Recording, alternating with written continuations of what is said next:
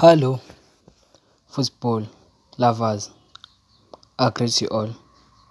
If it is your first time here on this channel, make sure you don't leave without hitting subscribe button and the notification so you notify next time I drop the video.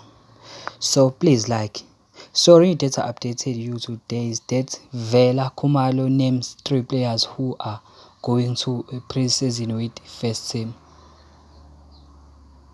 Players like Matlaba, Kabelo Nkwetsa, Thulani Mabaso, Takalani Mzahamba will go to the pre-season with the first team, said Vela Khumalo, who are also doubles up as a Amachimbos coach, adding that he expects some of his youngest to join other PSL teams to play top-flight football.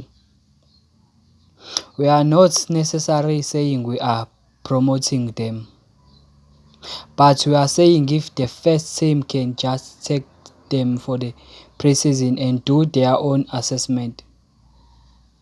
You will see others in different PSL teams, whether or a loan or permanent deal. So, if you are new here on this channel, make sure you don't leave without hitting subscribe button and the notification so you notify next time I drop the video. And please rewrite your thoughts on the comment section.